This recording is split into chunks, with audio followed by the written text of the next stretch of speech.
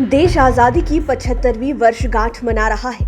लाल किला से प्रधानमंत्री नरेंद्र मोदी ने इस बार जय जवान, जय किसान, जय विज्ञान और जय अनुसंधान का नारा दिया है। सबसे पहले लाल बहादुर शास्त्री ने जय जवान, जय किसान का नारा दिया था। इसके बाद अटल बिहारी वाजपेयी ने इसमें जय विज्ञान जोड़ा और पीएम मोदी ने इसमें जय अनुसंधान जोड़ दिया। आज चर्चा जय विज्ञान और जय अनुसंधान की ही। चर्चा इस बात की करेंगे कि 75 साल में जय विज्ञान और जय अनुसंधान के क्षेत्र में कैसा रहा भारत का सफर। जैसा कि आप सभी जानते हैं कि आजादी के समय हम अपनी छोटी से छोटी जरूरत के लिए विदेशों से सामान मंगवाते थे, लेकिन इन 75 सालों में विदेश का मुंह ताकने वाला भारत अब बदल चुका। भारत को अब दुनिया के सबसे सस्ते और कामयाब स्पेस प्रोग्राम से लेकर ग्लोबल सॉफ्टवेयर इंडस्ट्री लीडर्स के लिए पहचाना जाता है। इन 75 सालों में भारत ने विश्व को तेजस से लेकर चंद्रयान और परमाणु परीक्षण से लेकर कोरोना वैक्सीन देकर कैसे इतिहास रचा। इस कालखंड की क्या-क्या प्रमुख उपलब्धियां रही, आपको बता दें। देश का पहला सफल परमाणु परीक्षण 18 मई 1974 को राजस्थान के पोखरण में हुआ था। इसे स्माइलिंग बुद्धा का नाम दिया गया था। इसने भारत को एक शक्ति संपन्न देश के तौर पर स्थापित किया। इसके बाद भारत ने 1975 में पहले उपग्रह का सफल प्रक्षेपण किया। इसरो ने अंतरिक्ष अनुसंधान को गति देते हुए आर्यभट्ट उपग्रह को अंतरिक्ष में छोड़ा था। इस स्वदेशी उपग्रह की लॉन्चिंग रूस के वेल्गोग्राड लॉन्च स्टेशन से की गई थी। प्रसिद्ध भारतीय खगोलविद आर्यभट्ट के नाम पर इसका नामकरण किया गया था।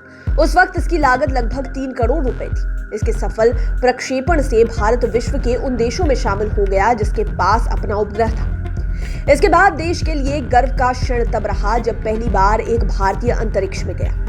रूस के 2 अंतरिक्ष यात्रियों के साथ 1984 में भारत के राकेश शर्मा ने अंतरिक्ष में कदम रखा।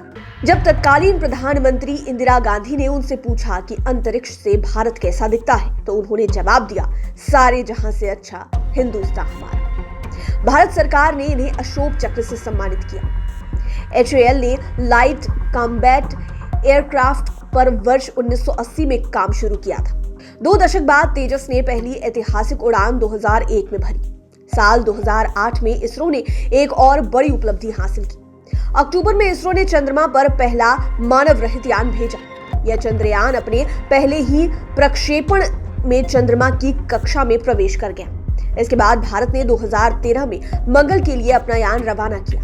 2014 में मंगल की कक्षा में इस यान के पहुंचने के साथ ही भारत ये उपलब्धि हासिल करने वाला चौथा देश बन गया। इस अभियान की लागत 450 करोड़ रुपए रही, जो अमेरिका, रूस और यूरोप से कई गुना कम है। 2017 में इसरो ने फिर इतिहास रचा। इसरो ने एक साथ 104 उपग्रहों को अंतरिक्ष में भेजने का रिकॉर्ड बनाया। इन उपग्रहों में से 101 विदेशी थे। इससे पहले इसरो एक बार में 23 उपग्रह छोड़ चुका था। रूस की अंतरिक्ष एजेंसी के नाम एक बार में 37 उपग्रह भेजने का रिकॉर्ड था, जिसे इसरो ने अपने नाम कर लिया। आत्मनिर्भर भारत अभियान की एक बड़ी सफलता के रूप में 2022 में भारतीय नौसेना को उसका दूसरा एयरक्राफ्ट कैरियर विक्रांत मिला। यह एयरक्राफ्ट कैरियर 74% स्वदेशी तकनीक से बना है। मार्च 2020 में जब पूरा विश्व कोरोना महामारी से जूझ रहा था, रोज हजारों की संख्या में लोगों की मौतें हो रही थी। अमेरिका और चीन समेत तमाम विकसित देश कोरोना वैक्सीन पर रिसर्च कर रहे थे। तब भारत ने सबसे सस्ता कोरोना वैक्सीन बनाकर पूरे विश्व को चौंका दिया था।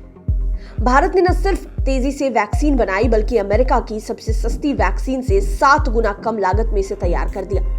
भारत अब तक अपने देश में कोरोना वैक्सीन की 200 करोड़ से ज्यादा डोजें लगा चुका है। इतना ही नहीं, वैक्सीन मैत्री प्रोग्राम के तहत भारत ने अब तक दुनिया के 101 देशों को कोरोना वैक्सीन के 25 करोड़ डोजेस भी सप्लाई कर चुका है। तो हम कह सकते हैं ना कि इन 75 सालों में विज्ञान के क्षेत्र में हमने काफी कुछ तरक्की की है। कई मौकों पर तो हमने विश्व को चौंकाया भी है, लेकिन अनुसंधान के क्षेत्र में अभी काफी कुछ किया जाना बाकी है। विकसित देशों की कतार में शामिल होना है तो हमें विज्ञान और अनुसंधान के क्षेत्र में आगे बढ़ना ही होगा। लाइव सिटीज के लिए विजय कृष्ण की रिपोर्ट। अगर अभी तक आपने हमारे चैनल को सब्सक्राइब नहीं किया है तो जरूर कर लें। ये वीडियो फेसबुक पर देख रहे हैं तो पेज को लाइक करें, साथ ही साथ हमें ट्विटर पर जरूर फॉलो करें। धन्यवाद।